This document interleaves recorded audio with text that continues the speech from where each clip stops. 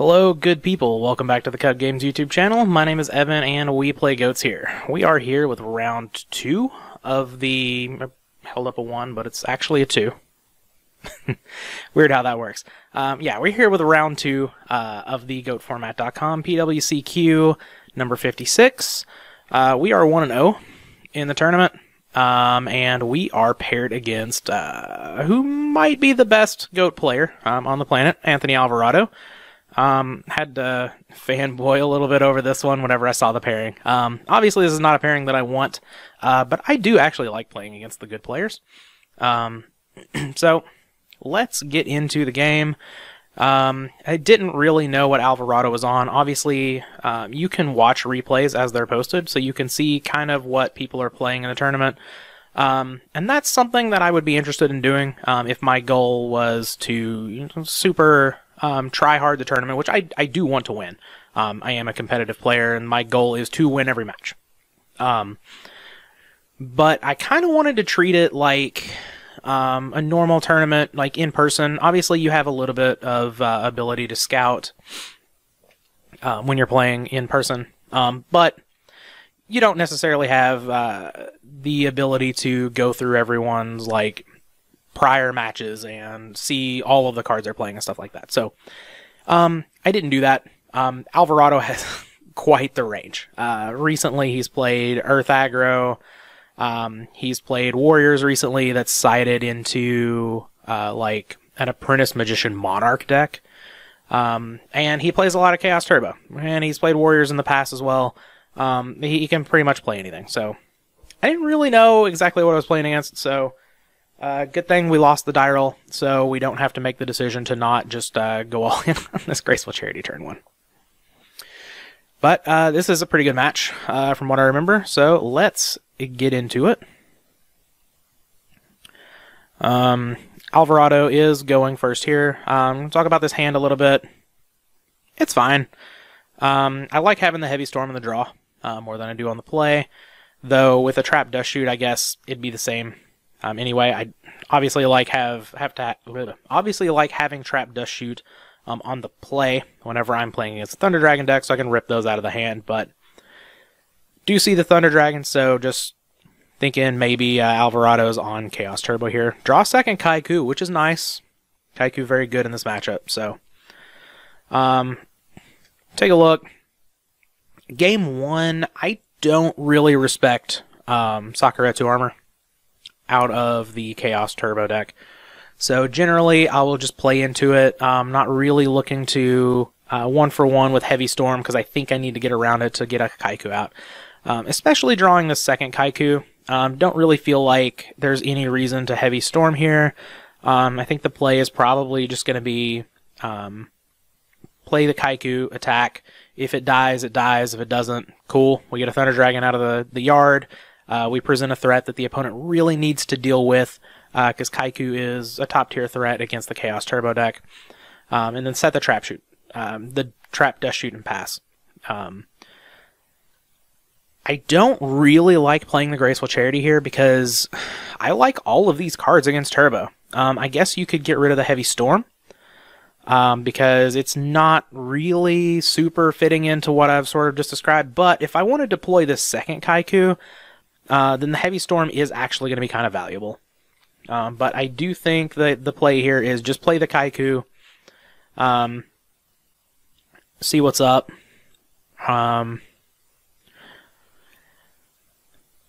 We talk to each other a bit. He sees my Kuhb Games thing and asks, if I'm a store owner, which I've gotten a decent amount. People giving me way too much credit. I do not have the talent to open up a card store. But here I am on YouTube.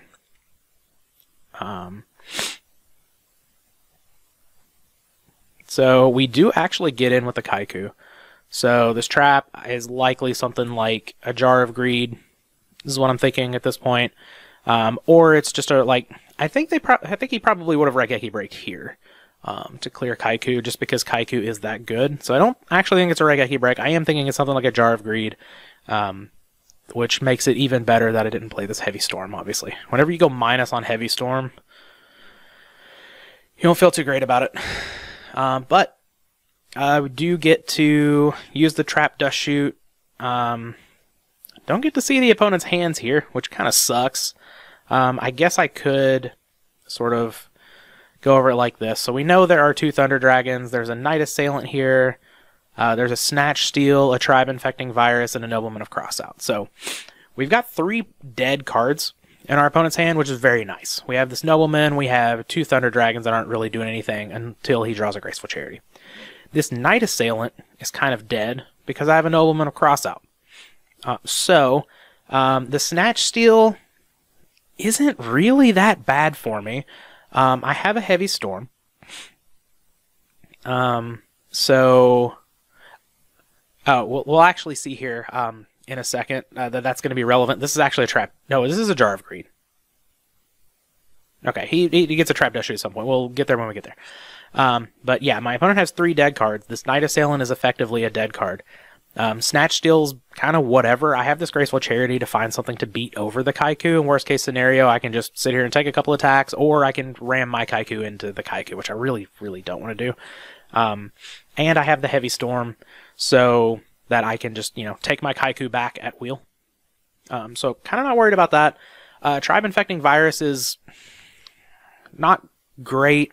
It can kill the Kaiku, but at least it does, it is just a 1-for-1. And then I have another Kaiku that can just beat over the Tribe Infecting Virus, so I can get a plus there in combat. So we're just taking the Tsukuyomi, because the Tsukuyomi can get over the Kaiku without consequence here. And I can't really deal with it with my current hand. I don't have any battle traps or anything, so it can just keep coming down and getting pluses. So we'll just take care of that. If Anthony elects to Snatch Steal my Kaiku again, that's fine. If he wants to kill a Tribe Infecting Virus, ditching one of the Thunder Dragons, that's fine. But actually, seeing this hand, I'm pretty confident in this game right here, at least with what's going on. He does Jar of Greed here, so kind of read that right. Follows up into an Upstart Goblin, so digging through the deck a little bit, but, just one random card that I'm not sure what it is. Feeling pretty good about this. Anthony does elect to go with the Tribe. Kills the Kaiku, ditching one of the Thunder Dragons, attacks me with the Tribe. That's cool. Sets a card. So, again, I don't really respect, Sakuretsu a whole lot, but we'll pause here a little bit. I can Graceful Charity here. I don't really need the Mystic Swordsman and the Nobleman. Just like round 1, we're in that spot where we have 2 cards that kind of do the same. So now we actually do have a good discard for the Graceful Charity. So I do like activating that here. And then if we decide that we want to Heavy Storm, we can do that. But I think we want to get a little bit more information here. I think I play the Graceful. I'm not 100% sure here. I do sit here and think about it because it is kind of an interesting thing because I didn't respect the Sakuretsu at first. So why would I do it again? This is actually interesting. So I play the Kaiku and then he trap dust shoots. I didn't speed through the standby phase either. So I actually went at a decent pace. And Anthony is one of the ones that will call you out if you're going through it a little too quickly because he does have answers and stuff. So I play the Kaiku and then I get hit with the trap dust shoot.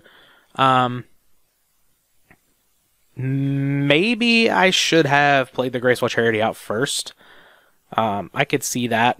But the only thing that's punishing me for playing the Graceful Charity out first would be a Solemn Judgment. And honestly, I think I might want the Kaiku more instead, but this is fine.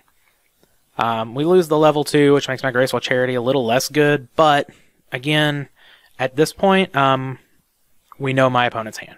So we can't get rid of the Tribe, but we do get rid of this other Thunder Dragon, but we do know that there's a Thunder Dragon, a Snatch Steal, a Knight Assailant, and a Nobleman of Crossout. So we do know the opponent's hand. However, Anthony knows my hand now. The problem with that is I can't really get him to play into my things anymore. He knows this Heavy Storm is here for the Snatch Steal. So dropping a Snatch Steal here isn't going to do him any good, which is good for me in the fact of I can just sit here on this Kaiku and he can't really snatch steal it, but it's also bad for me because I kind of want him to snatch steal it at this point so that I can get rid of the snatch steal as a threat and I can start playing Blade Knights and stuff as I draw them. And I can't get him to set the Knight Assailant, which is quite an obvious play on the next turn. To just set the Knight Assailant, I guess like he could snatch the Kaiku and sack for a Thunder Dragon, which is what he actually does. But that leaves him with a 1600 beater on the board. Cool. Like that's fine. You essentially used your Snatch Steal to kill a Kaiku, and now you have a 1600 instead of an 1800 on the board, and 1600 vanilla. That's fine with me. So we're both kind of playing with perfect information here. He gets to draw the first card that's unknown, which is fine. But still feeling pretty good about the spot. I have everything covered as far as I know. Obviously, I don't know the card that he just drew. But so he sits here, has a think. I don't know if he actually snatches the Kaiku here and sacrifices it off. I feel like, okay, I couldn't remember if he did that or if he just passed the turn a little bit, but he does snatch the Kaiku, attacks with it, gets rid of my other Kaiku. That's fine. I take 1800, you get a Thunder Dragon. No big deal. I have a Graceful Charity in hand. If he sets a card, then this Heavy Storm's looking a little better because the Jar of Greed is gone. It could be on a second Jar of Greed, but it's a little unlikely there. So we do see him set a card. So we know the hand is what is it, Knight Assailant, and I'm thinking Nobleman. And it turns out he actually set the Nobleman here. So I draw a Solemn Judgment, which is great. So now if I can find something to beat over this Thunder Dragon, then I can protect it with Solemn Judgment. I actually find a Pot of Greed, which is very interesting. I think this is really interesting here. So I know that he has a Knight Assailant in hand, so I really don't want to get rid of this Nobleman of Crossout. I want to just make sure he has as many dead cards as possible. So I don't, I really want to keep the Pot of Greed, obviously. But this Tribe isn't doing much. I have a Solemn Judgment to answer a BLS, or a Chaos Sorcerer if he plays it, so I'm not too worried about that. I think we actually get rid of the Tribe and the Jar of Greed here. We could get rid of Jar Heavy Storm. I think either of those are fine. I do get rid of the Tribe and the Heavy Storm. I think that's fine. This is keeping my number of cards up. I'm going to get to dig through the deck. I have a Jar of Greed and a Pot of Greed now, so we'll just lead on the Pot of Greed, of course. We find a Sasuke that can beat over this Thunder Dragon. We also find a Snatch Steal. So now a Chaos monster is very good for me. And I think the play, I don't know if he set the knock or not. It would be a good bluff, and it would make sense to set that. So I am, and that's why I got rid of the Heavy Storm too. Again, I'm not respecting Sakuretsu armor. I haven't all game, and this is not part of my game plan game 1 against Chaos Turbo. Just not going to do it. So we just play the Sasuke out. If he Mirror Forces it, that's fine. The Mirror Force is gone. I can deal with the Tribe later. It's not, that big of a threat. So we do, or not the Tribe, the Thunder Dragon, sorry. But we do deal with the Thunder Dragon there. Get a plus. Again, he knows we have this knock. He doesn't know about the Snatch Steal, which is very nice. But he does have the Heavy Storm. And let's see, I have Jar Solemn Judgment down. So I think, yeah, we just flip the Jar of Greed here. So the Heavy Storm's actually a minus. It is a Nobleman of Crossout, so it's not really a true minus because that is a dead card. But we draw this Dust Tornado, which is actually pretty good. We lose the Solemn Judgment, which, I hate to do, but, it is what it is. Not a big deal. But now I'm feeling really good, because I know that last card in hand is a Knight Assailant, and he just can't set it because I have this Nobleman of Crossout. So I can just start beating in for 1800 a turn. If I draw another monster, this could be lethal very quickly. Heavy Storm's already gone, so we can just set both of the trap cards, no problem. Anthony draws a card, sets a card, I'm like, that's getting knocked. If it's Knight Assailant, cool. If it's not Knight Assailant, cool. We're getting rid of that. I draw Duo. Which I think I may just rip off here, because I think the idea is, I don't remember exactly my thought process here, but I kind of just want to go over it. I can Dust Tornado into a blind set card. Again, I'm saying, Jar of Greed's gone. If I hit a Trap Dust Shoot, obviously it's not great because that's a dead card. But we're getting to the point where, like, Mirror Force could be alive. It could actually be a real card here. And if he has a Raigeki break, that's fine. I could actually just lead on Duo. So what I could do is lead on Duo, Dust Tornado the back row, and then Nobleman the monster, and then he's just completely out of cards. I have an 1800 beater on the board with a Snatch Steal. So, and if we take a look at his graveyard, there's not even a Dark in there. So I think just actually being a little aggressive here makes sense to me. Let's see what I actually do.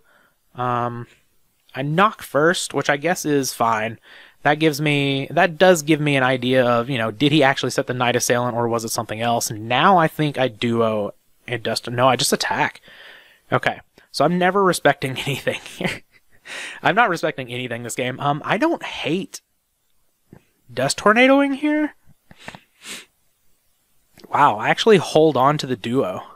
I don't know about that. That's interesting. Huh. Okay. But now I attack into Spy.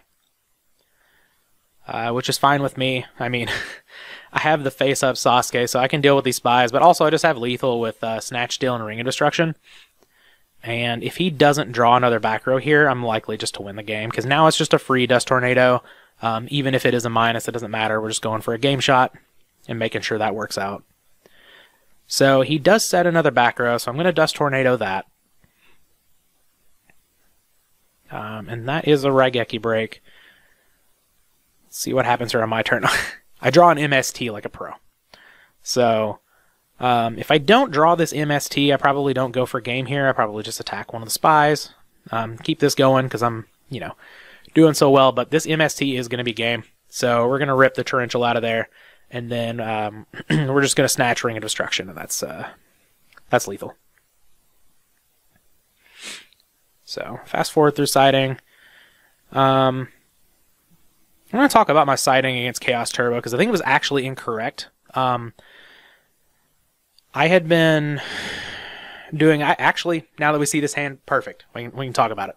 I had been doing a siding technique against Chaos Turbo, where I was siding in my 2 Gravekeeper Spies. The total number of cards was 4. I was siding in Magician of Faith, 2 Spies, and a Mind Control. In this, I was taking out at least 1 Sakuretsu armor and some other things. I think that's incorrect. My thinking is I'm going to side in the Spies because I'm siding in Mind Control. And I want to be able to just rip my Mind Controls off and be able to get value out of them. And if I take a Spy with the Mind Control and I don't have any Spies in my deck, obviously, it's just, I can flip it up, I guess, so my opponent doesn't get an extra Spy, but that is still a Spy that's just going to sit on the board. I got 0 value out of it. I'm minused on my Mind Control. But I'm only playing 1 Mind Control, so, like, I don't think I'm supposed to bring the Spies. And, like, I don't think Spy's bad in the matchup. It can be quite a clock. It is just a good monster. I do think they are going to take out their Nox and their Mind Control, stuff like that. But I don't think that's correct because it doesn't help with how Chaos Turbo is going to set up their post-board game plan. And their post-board game plan is they're going to bring in Zambara's Sakuretsu armors, Dust Tornado, stuff like that. So I want to protect my cards from the Zambaras. I want to protect my level 2 from being attacked over. I want to protect my Kaikus from being attacked over by the Zambaras. So I think post-board, I need to actually almost play it a little bit like a mirror match. And I actually started siding in, not siding in the Spy, just siding in Magician of Faith, Mind Control, and 1 Dust Tornado. Because they're actually upping their trap count. A lot of decks are bringing in 3 whole Sakuretsu armor, some are bringing in 2, stuff like that. So after this game, I actually changed up how I sided. I just kept going over in my head. I'm like, this isn't working out for this reason, this reason, this reason. So I actually changed up my whole sideboarding plan. So what you see in this game is not how I sideboard against, spoiler, I play against more Chaos Turbo. Shocker. This is not the sideboard plan that I use for the rest of the tournament. But this hand's not bad. Having Exiled Force Nobleman, pretty good. Duo is going to rip my Spy, which is probably the least important card in my hand. I guess you could make an argument for Magician of Faith. I actually think I put the Magician of Faith in the graveyard. There's a chance I ditched the Exile Force, but yeah, I just ditched them off. Like, right now, it's only ever going to get back this Nobleman of Crossout. So, that's not a ton of value. Opponent sets a monster here. I usually just rip off the knock in this matchup. Like, they're going to be setting cards all game long. Even if they side out like their Dekoichis or whatever. So, just rip the knock. He did set a Spy, which is very good. Get all the Spies out of the deck early. That's great. Opponent's on 4 cards. I'm on 3. He's going to drop to 5. So, we're not like super behind. It was just 1 Delinquent Duo. We can definitely come back from that. I do have some power cards in my hand. Ring of Destruction, Solemn Judgment are very good. Exiled Force can help with future monsters that he sets. So, I don't feel too awful about this. Nothing gets MST'd or Dust Tornadoed on the instep, so seeing maybe those are some real traps, maybe they're Jar of Greed, something like that. Upstart comes down, not a big deal. Zombra hits the board as a defensive measure. This one's interesting. We do have the ring, we have the Exile Force to take care of it. I'm not going to do anything about it right now because it's not actually doing anything, and I do have a Solemn for a Mobius follow-up. So we're just going to let it sit here. Obviously, this plays into what the Chaos Turbo player wants. We can kind of stop and talk about that. We don't want to play a long game against Chaos Turbo. We want to get them dead. And that's most matchups with Warriors. It's an aggro deck for a reason. But there's not much I can do in this situation. What I want to do is draw something like a Rhoda here so that I can get a Warrior to put on the board to start attacking and then kill the Zombra. So, we've got a few things here. So the Spies are gone. So Blade Knight's actually pretty good. And I don't care too much if it's a Magician of Faith. Right now it's just getting back Delinquent Duo, which could 1-for-1 for my Exile Force. So, I kind of like the idea of Rhoda for Blade Knight. We have a big beater. We can protect it. We can just attack over this Zombra. Or, and I think this is actually the play that I make. I think I get Blade Knight and attack the face down. Now, this is showing that there's probably a battle trap or something. But what's my opponent going to do? Is he just going to sit there on a Zombra and not attack the Blade Knight? If he does, that gives me more time to draw an out, which he doesn't know I already have. I have 2 of them. I have the Exile Force and I have a Ring of Destruction. So, I'm going to probably get aggressive here. Play the Rhoda. Go get a Blade Knight and attack the face down. I do sit here and think about this. I like to really think through my Rhoda plays. You have, of course, a lot of options for that card, being the Warrior deck. Oh, I actually play the Exile Force. I don't think I like this.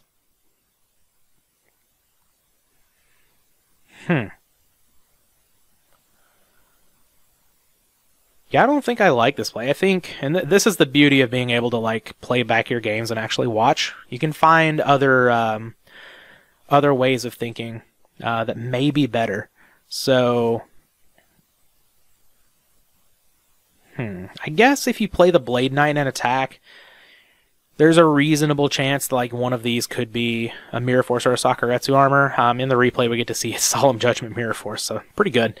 The Blade Knight play actually wouldn't have worked out.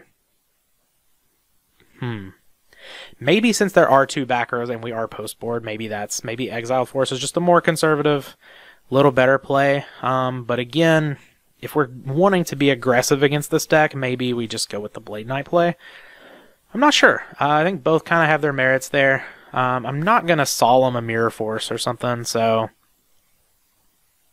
I don't really like that too much.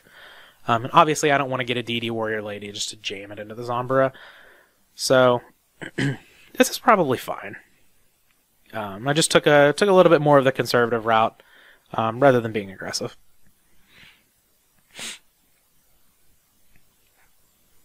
We are quite behind on cards here. So, and Alvarado is just setting his hand at this point. It's very bad for me. I draw Mind Control. It's just like uber dead. At least in the current game state, but probably just going to pass back the turn here. We're only down a card in the turn sequence, so not too bad. I set this other Dust Shoot. I don't flip it up. Oh, yeah, right. He only has 3 cards in hand. Can't flip it up. But I do have 2 dead Dust Shoots. I've got this dead Mind Control. Not feeling too good about this game. I do get a breaker, which is interesting. This is going to be one hell of a breaker, too. I like how this works out. So I play the breaker. He lets it go. Doesn't want to just Solemn Judgment the breaker, which makes sense to me. I probably would have Solemned back, honestly. Because that clears up 2 cards. Activate the breaker, target that. It's a Graceful Charity. So, you know, how often do you get to get a +1 off of your opponent's Graceful Charity? Not very often. But we take those. I don't know if maybe I was supposed to... No, I guess I'm not supposed to Ring of Destruction there because I have the Trap Dust Shoots down. And I want to see my opponent's hand before I do anything. But Anthony, of course, gets to retain the player priority. Yeah, he says he's been playing around Dust Shoot. That's fine. I know, you know, in paper, generally I will I'll stop my opponent in the standby phase and say, "Do you have anything?" And when they say no, then I'll flip the Trap Dust Shoot. But online, sometimes people, you know, move through things a little quickly. So it is actually incorrect how I'm doing it there, but it's not really that big of a difference. He MSTs something else because he knows the Dust Shoot's dead. Hits my other Dust Shoot, which, you know, thank you, I guess.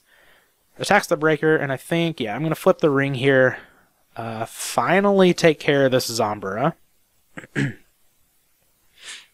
actually still like looking pretty decent on card advantage side here.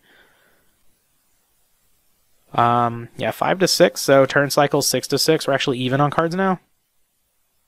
But he's gonna throw out a Chaos Sorcerer. And I believe I just Judgment this. Yeah, we're just gonna Judgment that because now at this point I'm saying, okay, Anthony's at 4,900. Breaker's not the biggest thing in the world, but it is, you know, it is 1,600 points of damage. I have a Rhoda. I can start getting a little bit more aggressive here. So we're just going to Judgment that. He pitches a Thunder Dragon. I believe he does the pro play of, yeah. Just because he knows the last card down is Trap Dust Shoot, and this shows that he doesn't have any other way in hand to play around that. So it's interesting that he didn't fire back with a Solemn Judgment, but I get it. Like, he's just facing down a breaker. It's not really that big of a deal. We know that there likely could be some sort of real traps down there again, so we don't have like a super read on what's going on, but he hasn't really activated any of them. So yeah, just attack in for 16 here. He's probably going to take it. Goes down to 3,300. We're getting close. A Blade Knight is lethal here. I do have a Call of the Haunted as well, so if there is some sort of a battle trap, we can attack in, and then we can Call the Haunted. I'd go ahead and set everything. Interesting. I guess that's sort of just like you've got a full back row, you're not going to do anything, and if you do Heavy Storm, you Heavy Storm, I guess, and that's what happens. So I probably shouldn't have set the Roto or the Mind Control. I'm not really sure what the idea behind that was, but, you know, he loses some good cards, I lose some good cards, and then I lose the game. So, like, I guess, like, I probably shouldn't have set all those cards, let's be real. Probably no reason to do that, but it wouldn't have mattered. Like, he would have, and that's results-oriented thinking, in a way, by saying it wouldn't have mattered, but I do recognize I probably shouldn't have set all those. But yeah, he does win the game because the BLS comes down, and that's lethal. So we go to game 3. I am on the play. My hand's not great. Double Dust Tornado is fine. Like I did say that I started siding in the third because of their their sideboard strategy in the matchup. But I don't really want to see two of them, so yeah, we're just going to summon the DD Warrior Lady, set a Dust Shoot, set a Dust Tornado, and pass. We will stop here so we can actually see what the cards are. We have a Chaos Sorcerer, a Breaker, a Magician of Faith, a Gravekeeper's Spy, an Upstart Goblin, and a Mirror Force. Okay, so we have the Mirror Force covered. Good news. We have the Spy covered. Good news. We have a Nobleman. We have the Magician of Faith covered as well with the Nobleman. And if we have to take out the Magician of Faith with the Nobleman, then we can beat the Spy with the Sasuke that we already have in hand. Breaker is going to get a +1, and it's going to take out our Dust Tornado. And then it's going to attack over the DD Warrior Lady. And then he has a Dark and a Light here, so he can get to the Chaos Sorcerer. So I'm actually going to elect to take the Chaos Sorcerer. You can make an argument to take the Breaker here because it is going to get a +1 on the Dust Tornado, but I kind of just don't care about the Dust Tornado too much. I can get the Dust Tornado down a little later and be able to take out this Mirror Force. It's not really that big of a deal. So I'm just going to take the Chaos Sorcerer, thinking a little ahead because he does have the Dark and the Light in hand. And I'm likely just going to have to kill... Well, I guess I don't have to kill both of them because I have the Nobleman. But if I Nobleman, like, say, the Spy, well, I guess the Breaker is just going to die to the DD Warrior Lady. So, but I just take the power card because the DD Warrior Lady is going to be able to clear the Breaker. I don't care about this Dust Tornado too much. It's fine, and I have an answer to the flips. Yep. Take the Chaos Sorcerer here. He is going to summon the Breaker, break my back row, and attack over the DD Warrior Lady, which is going to banish both. That's fine. So I lose out essentially on one card in the exchange, and we go to 3 to 4. And then I drop to 4 on my turn. But I was really hoping he would just, like, set the Spy here or something, but that doesn't seem like the best play, and that's why I was kind of hoping for it. Honestly, but here's the Upstart Goblin, so now he's got a card that I don't know.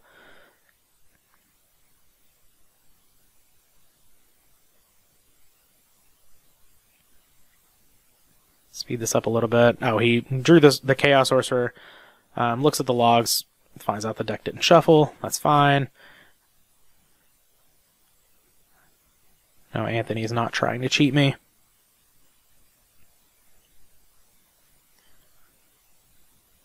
So, yeah, Breaker attacks over the DD Warrior Lady. We're going to banish both. I'll go down to 8,900. Not a big deal. We're getting close to a simplified game state, which is where I want to be. I don't like the games that you're going to lose to Chaos Turbo when they're ripping their Pot of Greeds and Graceful Charities, and they're getting a whole bunch of extra value, and they're just going to bury you in card advantage. So if we can get it to a simplified game state, things are good. He sets a card, passes the turn. I know it just has to be the Mirror Force. The Exile Force is actually good, because that means I can just cleanly get over both of the set monsters here. I believe, yeah, I'm just going to summon the Sasuke, set the Dust Tornado, and pass.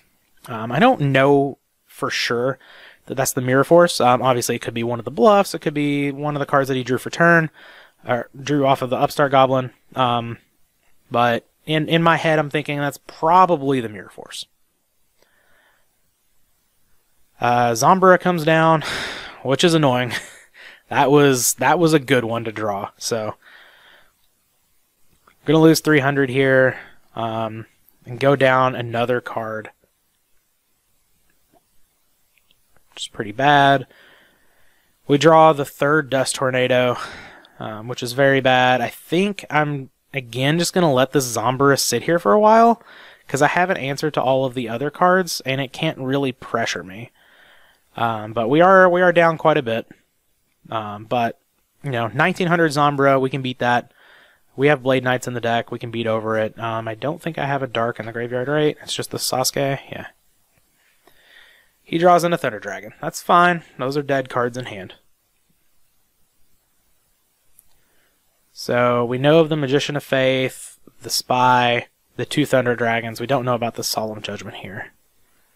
But he's drawn quite well in the last few draw steps, and I have not. And sometimes it comes down to that. So there's a Trap Dust Shoot, which is interesting. That's another way to sort of get over some of these flip effect monsters by just sending them back. He doesn't set the Solemn Judgment, which I think is interesting. I just have 2 Dust Tornadoes down. I'm going to knock. Hits the Spy. That's fine. You'll see... Do I have them in the deck still? Looks like I do have them in the deck still. Yeah, okay. So I do still have them in the deck. So it's after this match that I stopped siding those in here. That's fine. But I clear the Spies. I just set my Trap Dust Shoot. We're going to get him here. He's got 5 cards in hand. There's no way he's got like double MST. That would be illegal. I would take this match if that was the case. I send back. What did I send back? He drew a Duo, which is annoying. So we have 2 Thunder Dragons, Duo, Solemn Judgment. So I sent back the Magician of Faith. He's going to Duo away my Exiled Force, which is a little annoying because that was, you know, a way that I could deal with the Sombra. But if you look at the game state, this now I know is the Mirror Force because now I see the Solemn Judgment. So I know I have that card covered. This thing can't attack me. We have 2 dead Thunder Dragons in hand and a Solemn Judgment that can help me race. I'm feeling really good about this position. Even though I'm on 2 cards and I know they're 2 Dust Tornadoes, this is a simplified game state that I can win. My opponent's on dead cards. I have an answer to 1. I can easily find an answer to another card that's not actually pressuring me. My opponent's not executing their game plan at all right now. There's 1 light in the graveyard. Obviously, he can get more lights, and if I have to attack over this Sombra, then that's more, but he has to top deck the Chaos Monster as well. So I'm actually feeling pretty decent about this position. I just need the top of my deck to work out. So he does sacrifice the Sombra to play a Thunder Dragon so that he can start pressuring. I think that's a very good play there. Even though it's a minus, you know, whatever, you got to play to actually win, and that's one way that he can win. I draw a Duo. He didn't set that Solemn Judgment. So now, I get to rip all of the cards out of his hand. Suddenly, we're at parity on card advantage. I have to beat a Mirror Force that I have Dust Tornado for, and a 1600 vanilla. I'm at 6,000 life points. I can easily beat that.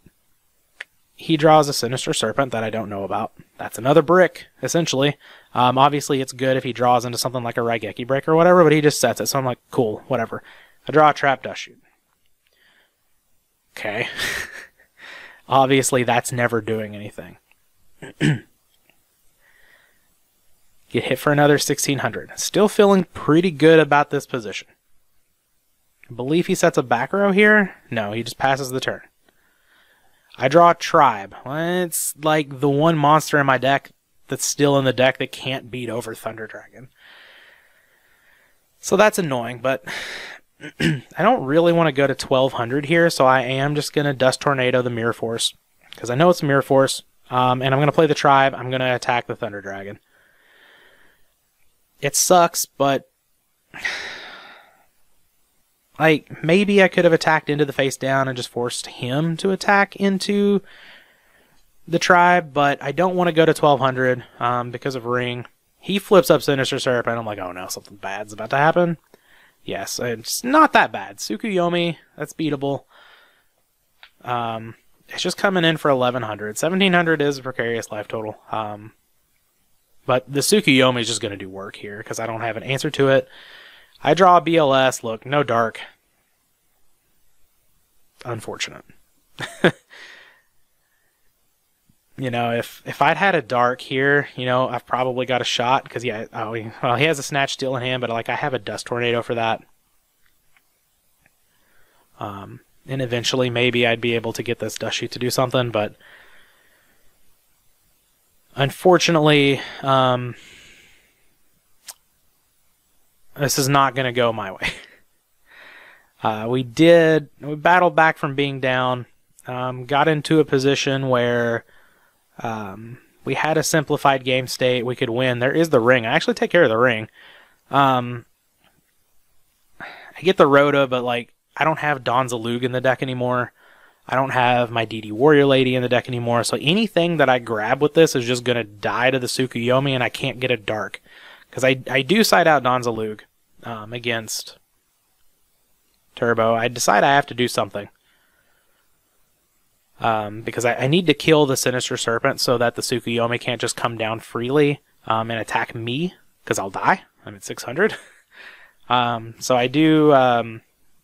activate the Rhoda, try to get something to put on the board just to stop me from dying, which does end up being the Blade Knight. Obviously, if I could have gotten a Donzalug here, I would have, because that would have been a dark for the BLS, but that card is currently sitting in the sideboard. That would be cheating to grab. But yeah. He draws into an Upstart Goblin. I'm not sure if he plays that here. Because I am at 600. The Tsukuyomi is going to start doing some work. I think he... Oh, he actually disconnects, right? Disconnects for a bit, comes back, gets the Sinister Serpent. I'm going to flip this Dust Shoot, right? Yeah, I'm going to flip this Dust Shoot. He shows me the Snatch Steal. So, unfortunately, I was able to battle back a little bit, got into a position where I thought I could win the game. I drew just a few too many bricks in a row, drew all 3 of the Dust Tornadoes. Didn't have a dark for the PLS in the graveyard, you know. Things just kind of went wrong there. Maybe there were some choices I could have made a little better.